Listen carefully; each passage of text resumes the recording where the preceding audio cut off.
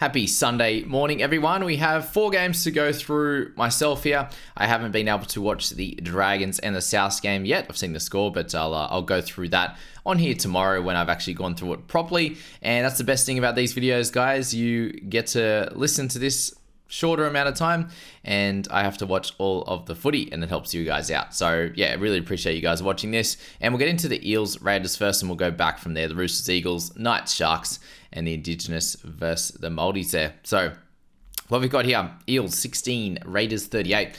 Big thing to note, I think, from this one, guys, is the Raiders and their ability to just fight and play hard. And that's exactly what was on show here. And yes, it was a preseason trial, but that is what you're going to get from the Raiders each and every game. They were obviously missing a lot of their stars as well. Their main halfback in Fogs and basically the majority of their forward pack. And they were still able to come out and do really, really well. Obviously, the Eels had a bunch of their sort of first grade starters in there in the first half, and they were ahead early on with the 2 tries early in the 7th and the 11th minute. Brennan Hands was held up early as well, which we'll speak about soon. But Bailey Summerson as well, who I'm fairly excited about as well, with a try in the 44th minute. A great aerial effort. And then just the Raiders just outworked him.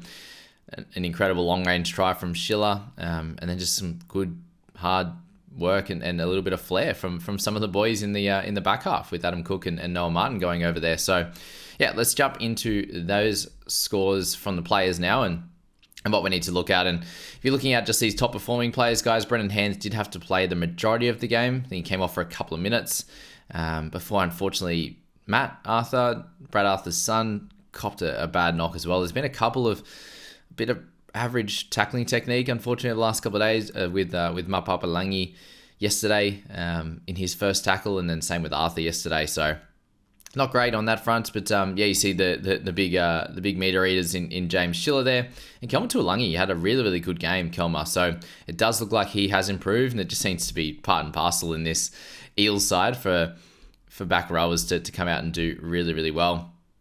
So we look at the Eels to kick things off, guys, and the main guys we want to look at is Morgan Harper and Simonson. Obviously, a good chance that one of these guys is going to get the spot, with Penasini getting the other. I suppose the big news there was that Simonson was playing on the left-hand side, with Penasini will be on the right when he comes back.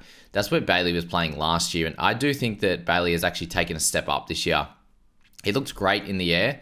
He came down with a couple of high balls. I think he dropped one of them, but he was always up above the pack and in the right spot. So I think that's really, really important for this side. We know his work ethic is there. There was a couple of sets there. He was taking 2 hit-ups at a time.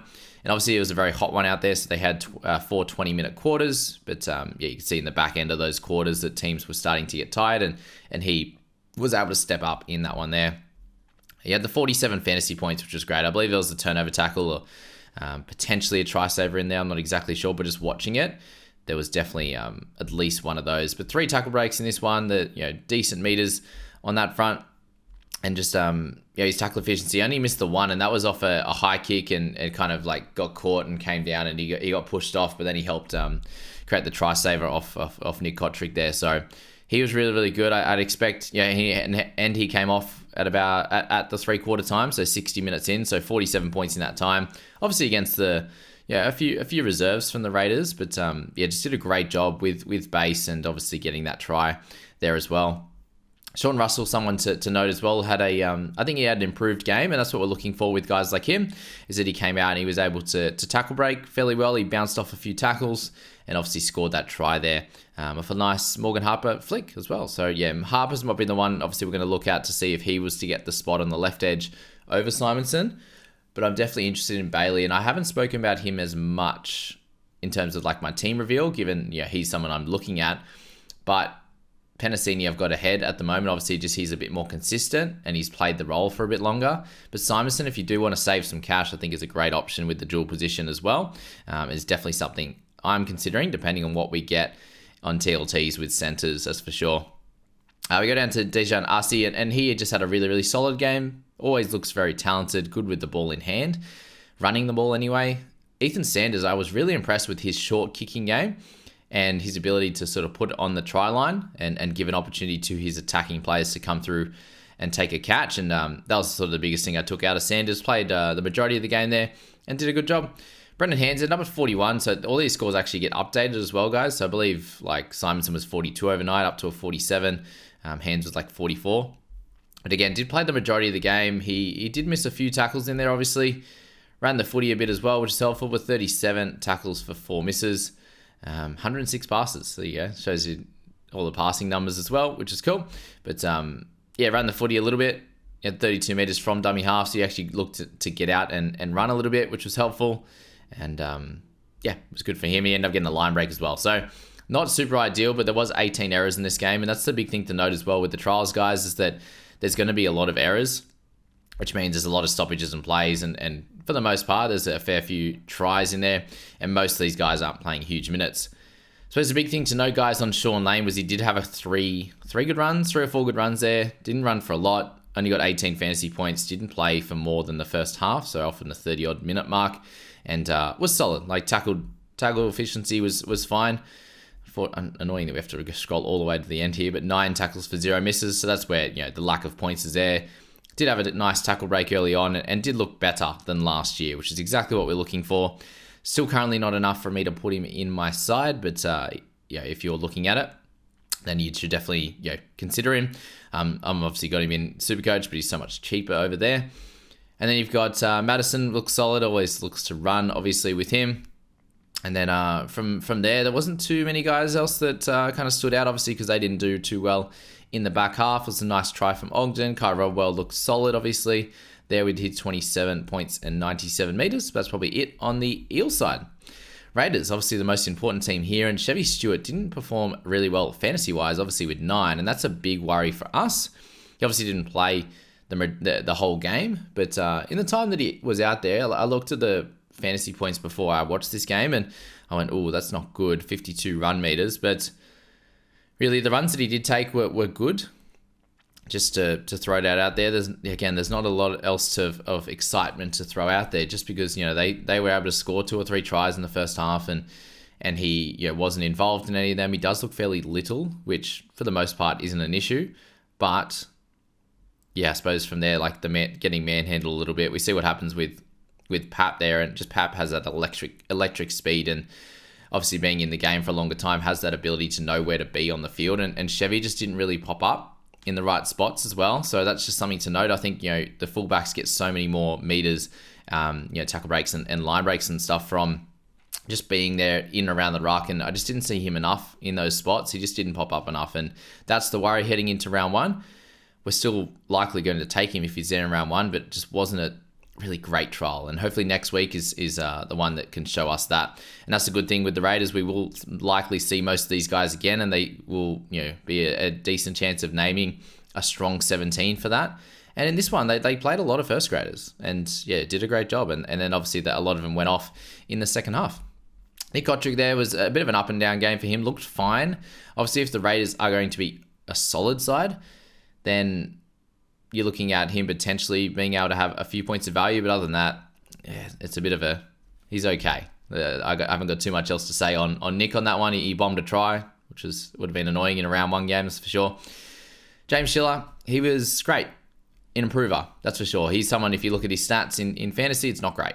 It's not great to look at. And from there, in this game, he improved defensively. He was much better. In attack, he's lightning quick and did a great job. Obviously, ran the length of the field. He had one as well. It was a strange kind of rebound into a kick over the top, and he caught it, was getting tackled, and just threw it out the back to his winger, and got the try there, which was cool. So he gets the offload, he gets the line break assist, try assist as well. So plenty of points in those 2 plays alone, and that's why he ended up at the 58, the full length of the field run, and that as well. Otherwise, he would have been about a 30. And he did play the whole game, actually, I believe. So he was one of the only ones that was still sticking on there at the end. Xavier Savage looked really solid as well in his time on the wing, but a 350k, it's very hard to pick. KO Weeks and Ethan Strange both went off at about that 3/4 time as well. Did a good job for those two, 33 and 38. KO Weeks just really strong in defense was the biggest thing I noticed there. 18 tackles for 2 misses. Ethan was 15 for 4. So again, not bad. They both worked hard on that front. Looks like Weeks could get into the 20s, which would be awesome. If we get him at 6, he can do that. They kicked for 170 and 120 meters, something like that from memory.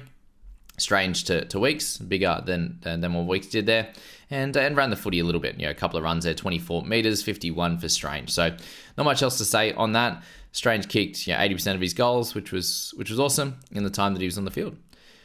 Still up in the air, I think, in that facet. Care Weeks scored a really talented looking try. The way that they Kotrick actually kicked that, so well done to Nick on that, and kept it in and popped it over. So he's super talented.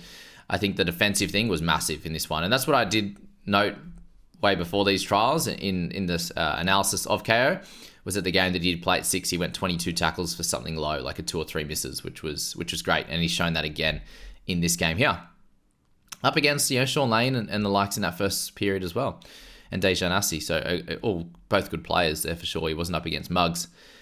Not that any of these guys are mugs, they'd absolutely destroy me. Anyway, guys down the line, there was a lot of guys that played really well. Someone who stood out to me, obviously, early was Atta Mariota. He came out and got 33 fantasy points, didn't play a lot of this game, so he picked up 78 run meters there, 32 post, and 18 tackles for 3 misses was a bit low, obviously, but a couple of tackle breaks and a couple offloads as well, which was awesome. So he looked really strong and kind of a cut above in this pack as well. So just be aware that he's a cheap guy that could likely start or be somewhere amongst it come the first round, that's for sure.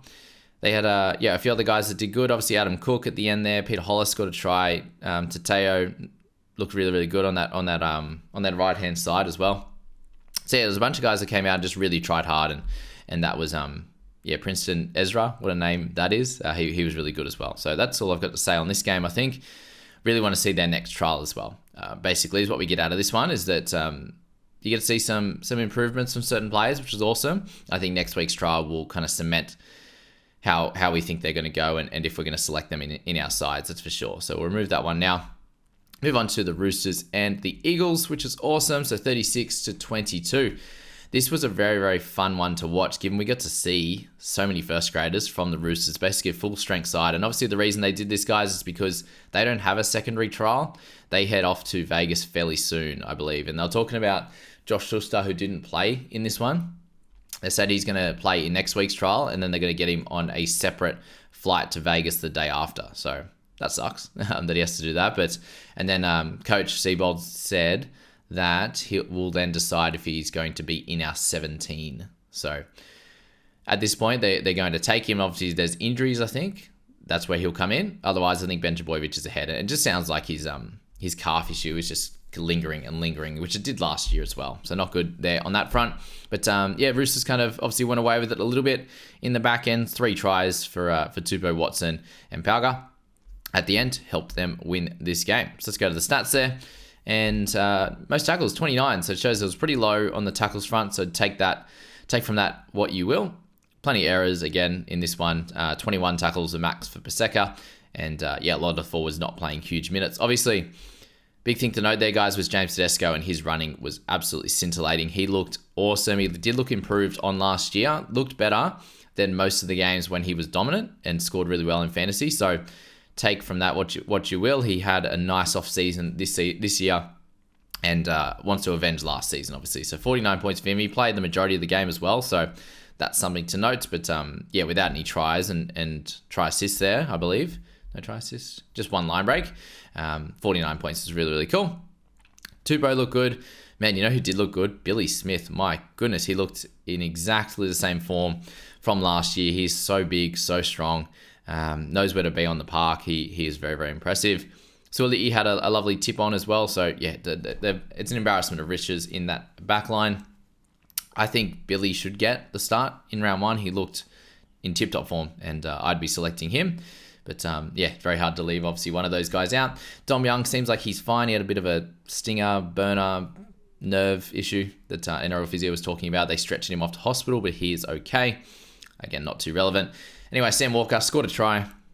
He kicked goals. He played the entirety of the game and picked up 45 points. So just one of those ones that can happen with someone like Walker, that he can do a lot of things on the park and have 13 tackles for 1 miss. So played a lot of the game. As I said, tackles are really low in this one. There's a lot of width about it. They see how many tackles are made across the board. There's so many players with over 10 tackles, so it was very much spread across the field, and a lot of people playing different minutes. But kick meters were 175, were pretty low, so not exciting for him.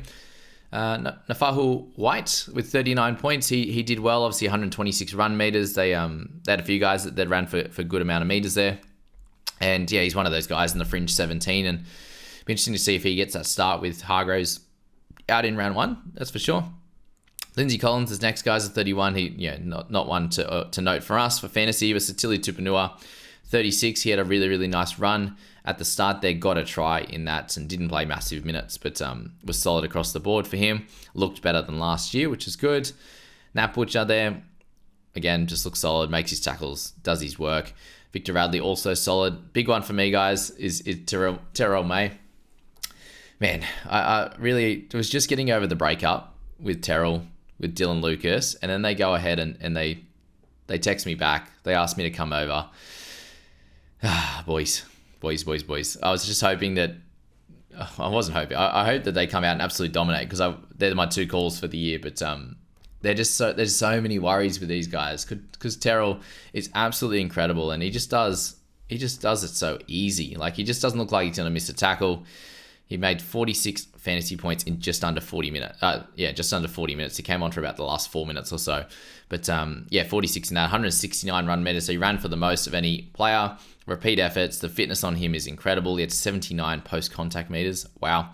A couple of offloads as well. And 4 tackle breaks, I believe. 2 offloads, 4 tackle breaks.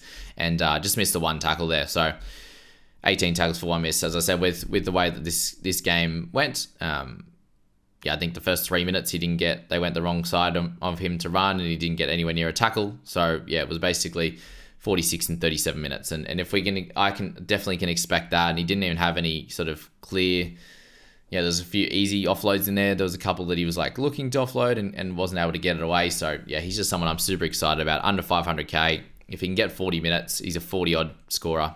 And making plenty of cash. That's 150 plus if he can do that. Which is great. That's probably all I got to say on him.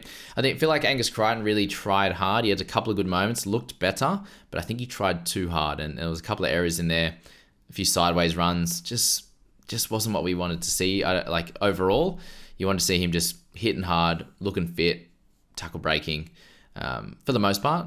And he had a couple of good runs like that, but then just kind of got lost a bit. So I'm not sure if he's going to be starting in this side. You've then got Joey Manu, Siwa Wong in there. I just think Butcher was fine as well. And then Connor Watson. Connor Watson was incredible.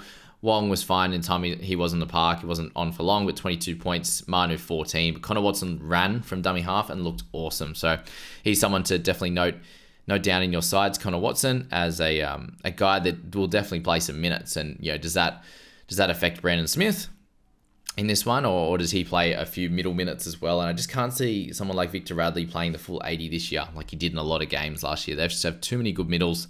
I don't see the point in needing Radley to play the 80. I think a 60 is going to be perfect for him, and Connor Watson looked great in 9. You could play in the middle as well.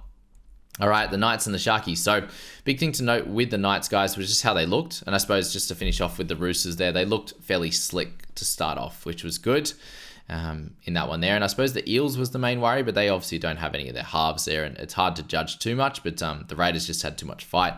For the Knights, I think they were really dominant in this one. They looked slick as well compared to that of the Sharkies. Obviously, they played a fairly strong lineup, and a bunch of their recruits really stood up and did a great job. So their team is very, very tough to pick. And in that sense, I feel like it's gonna be way too hard to select that 17, which means it's only going to be good things for the Knights. They've got depth, they're fighting for positions, and they're all really talented and real high quality. So we spoke about my boy breaking up with me and then kind of calling me back. Dylan Lucas, he sure bloody did that again, didn't he? Was incredible out there. He was, old Dill. Good man. Let's start with him now while we're here. So he just played the first half, guys.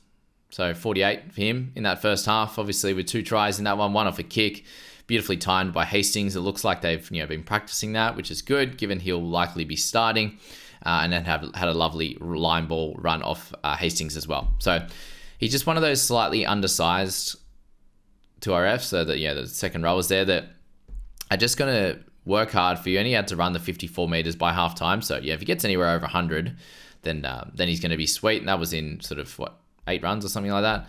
And then, a few post contacts, which was cool. And then didn't have to make too many tackles there at 14 in one. So he's someone that really works hard on the defensive end, and he only had to make 14 for one miss in that first half. So I believe there was a turnover tackle or a try saver in there as well, which got him up to 48. But a 40 in half time, a couple of tries, means he's like a 26. And obviously they did score a bunch of points, and there was that first 15, 20 minutes was just disgusting for errors, to be honest. So again, in terms of the tackle numbers, they're way up, and you just go off the numbers that you're looking at from last year for Dill, because he looked even better, at least the same as at the back end of the year, or a tiny bit better. So yeah, he's got me hot and heavy again, that's for sure. Speaking about hot and heavy, Fletcher Sharp, he looked incredible. People said he was Pap-like, and I completely agree. Just the elusive, good steps in amongst the ruck, and did an awesome job for his 44 points in majority of the game that he played. Came off for a bit and then came back at the end. He was awesome. He's going to be a really good backup, third or fourth backup, whatever they got. We'll talk about Will Price in a second. But Tommy Jenkins, he up and down. He was on early, came off for a bit, and then came back on and played a good portion of the second half, obviously against a lot of the Sharks second string, and was able to get a couple of offloads, a couple of line break assists, a try assist in that one. He was okay. Tuala, solid as well for his short amount of time on the park. But again, I think Jenkins is probably in line for that spot right now, given he showed some upside there for sure. Papalangi, unfortunately, first tackle of the game, no good. Tyson Gamble, Hastings picked up 3 try assists, I believe, which was great, and a line break assist to Dylan Lucas. So he looked good. He had a left foot kick for the Dylan Lucas try as well, which was great stuff from him. Gamble looked solid. Jack Hogger looked great. So yeah, they've got an interesting fight on their hands. And then Will Price came in and absolutely killed it as well. So that's that. Saifidi boys didn't stand out at all. Crossland, solid. He'll be the starter, round 1 guys, with Brayley kind of fighting back from his hamstring injury. Jed Cartwright was solid, guys. I thought he had improved. Jed, a lot of people are talking him up, and I definitely saw that in this game, that he looked better for sure. I don't think he's fighting for that Dylan Lucas spot. He'll be, couple back in line. Obviously, you got Frizz and KPP, who are going to be there as well. Yeah, Cogger was great, guys. Obviously, picked up the 3 goals and the try for his 44 points coming off the bench, and definitely showed why he's a really, really important force. And then just like he did in the grand final, straightening up the defensive line when a few times they were going a bit sideways, and really helped things out. Phoenix Crossland was good at that as well. Sometimes he wasn't at hooker, he was out first or second receiver, and was able to straighten things up and help out the squad. Matt Croker looked good, limited time for him. Tom Cant looks really, really good. He definitely can, at 42 points for him. And David Armstrong was super impressive on that wing as well. So 2 depth guys, young fellas that were really, really impressive, along with Kyle McCarthy there as well, and Riley Jones picking up a try. Will Price, guys, he came on in the second half there, picked up, a couple of goals and a try assist as well. He was awesome. Exactly what you wanted from him. He did miss 2 of the 4 attempts that he had, but he's got plenty of footy now, and he looked really, really impressive, is what I'll say from him. And if he comes in and gets an opportunity at some point, I think that he'll do a good job in this night side. And at 400k, it's a bit awkward, but definitely could be solid, that's for sure. Sharky side, a few guys to speak of. Obviously, Cade Dykes, he came on, 6 points for him in this time. Obviously, take it all with a grain of salt, guys. All of these Sharks outside backs, the Kale Arrows, Stone Street, Katoa, they all are playing in a team that didn't play as well, obviously, and they were missing a lot of, obviously, their halves and stuff, but they have Puru and Atkinson, who are very highly touted, and this team got blown off the park with a lot of first graders in there, and McInnes in that first half playing, Teague Wilden kind of in and out, on and off. Colhoun had a solid game there. I wouldn't be looking at Teague, guys, at this point. I think you need to see him after a bunch of games coming back from his ACL. Jaden Beryl scored a try early. I didn't know he was 28 years old. Wow, so he's really, I thought he was a younger gun, but anyway, he played about half the game from memory for him on and then came back off. Came off, came back on again. Hazleton, I think he get sin binned in the end, I believe, something like that. But Pura was on low points for a good while on this side. Iro had a lovely run at the start, got a tackle break, but not much for him. 89 run meters, 43 posts. Obviously shows that he hits and sticks and keeps moving. Hiroti as well, same thing, 60 run meters, 37 post contact. So they produce some outside backs, these Sharks, that work hard in the ruck there, that's for sure. Colquhoun made 95 meters for 52 posts as well. Guys that worked really hard in this, obviously Billy Burns, I liked his runs. Again, there's not a lot of positive to take, and like if Iro got into the side, he would be fine on the outside of Trindle, who looked great, obviously there. And then Hines is going to be back in that squad as well. Guys that came on, there wasn't too much excitement to see there. Obviously, Rodwell picked up that try. Samuel Healy worked hard for his 35 fantasy points, 67 run meters, and 21 tackles for him. But yeah, not too much excitement to talk about with this Shark side. They did get played off the park, and how's this gonna look in round one? I think they'll be fine, but definitely something to note there for that squad. All right, Indigenous versus the Maldies there. So what we saw in this game, really tough contest. Both teams went really, really hard at each other.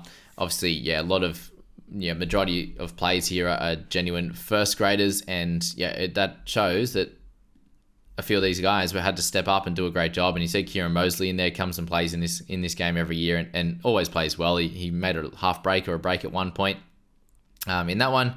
And really good run meters from guys like Josh Kerr and Joey Tarpany. Wow, he was incredible. Obviously picked up the 80 fantasy points, 60 for Nicho Hines. The big note there is it's the split in kick meters between Trindle and Hines there, and Trindle looking better, I would say, this year, a bit of an improvement. Hines will score well no matter what, but they split the kick meters, and that's something that he just drops naturally, and is why there's a good chance that that a lot of people won't pick him coming into round one for fantasy, is just because of that. In Supercoach, it doesn't really matter. Obviously, kick meters don't mean anything in Supercoach, and he'll pick up his tries and his line breaks and the like. But Trindle picked up a couple of try assists in this one, and that shows what he can do in this side. Latrell looked like a solid hit out for him, did what he needed to do. Didn't score crazy, but 35, again, a lot of these guys didn't play the full games. He went off at a certain point. It looked like he was injured potentially and came back on, so he's fine. Trindle came off twice, I think, or it looked like he had an injury at first, was fine, then got back up and then tackled and had like a shoulder burner, came back on again. So 74 minutes for him. He looked great. And that one obviously did some minutes in this one, which is very helpful for us. In that one, so just that note on Nicho.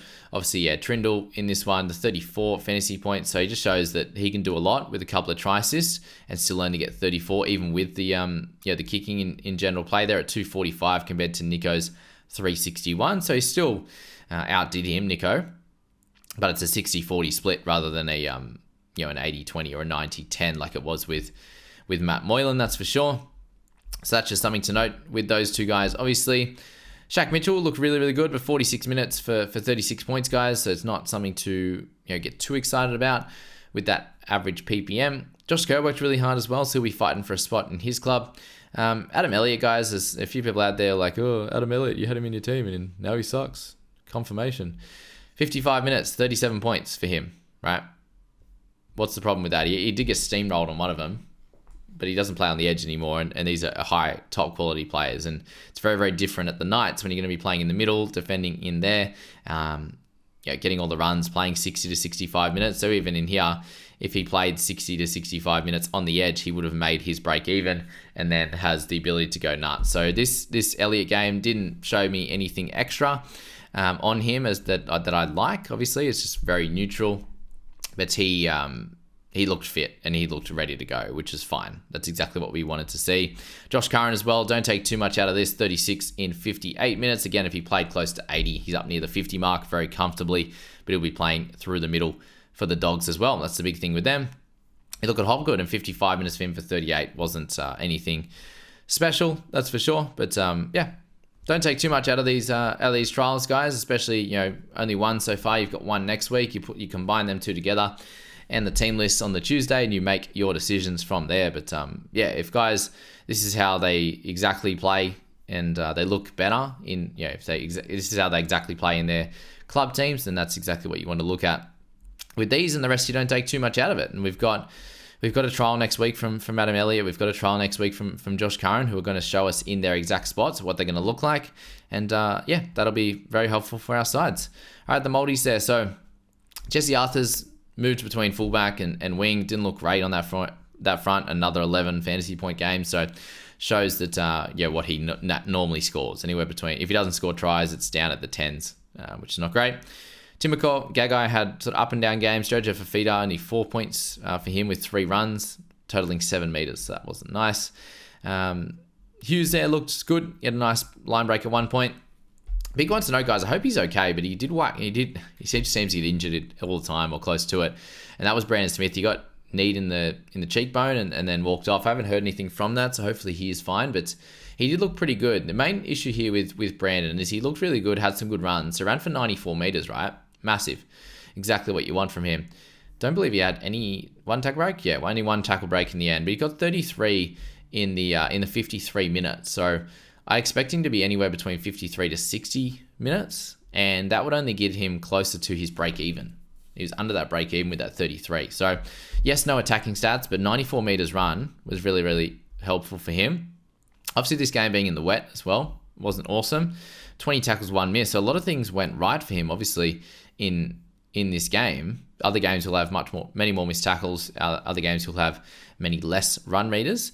But yeah, that's my main kind of worry with Brandon Smith is that I definitely would say he looked better. So if you're interested in Smith, he looked better than last year. And that means that he should score better than last year, naturally. And that's probably all I want to take out of this game. But still, you look at the 33 and 53 minutes. He ran the footy. He didn't miss tackles. That's something to think about. He did give away 1 penalty, I believe. But that was that. The other guy I want to know, guys, Leo Thompson. I think he looked bigger and better. He looked really, really strong, and that's exactly what you want from someone like him. But the minutes and the points, not good. It didn't correlate in this game at all. 26 points for 46. But I think he'll have a better year than last year and step up to being their main middle ahead of Daniel Saifidi and Jacob Saifidi. That is the clear thought for me. It kind of was happening at the back end of last year. I think he's clearly gone ahead now for sure after a performance like that, even though the points didn't work out that much. But 86 run meters for 40 posts. He didn't have any tackle breaks at all in this one. Only 18 tackles for 2 misses. Joey Tarpany, he was absolutely incredible, and he's going to suck a lot of people in again. This is the exact minutes that we're going to expect him to play in the first few rounds. It just happens each and every year. He has the ability to do this and get 60s, 70s, 80s in these types of minutes, and he looked better than ever for Tarpany, so I wouldn't push anyone against starting with him after that. Big news here, guys, obviously, is around Xavier Willison. The 24 minutes, the 43 points there. Obviously, got a line break try at the end. What we want to note from this game is that he looked up to this standard, and that was awesome. That's exactly what you want to see. He's very, very cheap in fantasy and Supercoach, obviously. But what you're looking at with him is a guy that is up to the standard, ran hard, tackled well, and that's all you can hope for in this game. Obviously, 14 tackles for no misses. That is awesome there. And yeah, that's all you want. Ran well. What do we end up with? 100 run meters for him. So awesome. Exactly what you want. 24 minutes. Big thing here is, can he get 25 to 30 for the Broncos? And if that's the case, I think he's good enough to score a point a minute and make some cash. Awesome. And then Trey Mooney looks solid as well. 25 in his 30 minutes. Good stuff for him. Jack Howarth is probably the one we want to finish on, guys. 43 minutes on the edge. 26 fantasy points. He looked good. It's exactly what you would have wanted for Jack in this one here. He did. He looked up to it as well, and let's hope we do see him at some point this year. Does he end up getting the edge and sort of Sean Blaw somewhere in the middle there? There's a few things to think of with him, that's for sure. And yeah, let's see how that ends up for Jack. And yeah, I think we'll leave this one there. In that one, guys, if you haven't looked into the private group yet, links that are in the description. All the information is there that you need, and DM me if you've got any further questions or once you're ready to sign up to that and get around it. Check out the podcast and obviously the YouTube if you're listening on the other side, and the socials as well on Instagram and TikTok.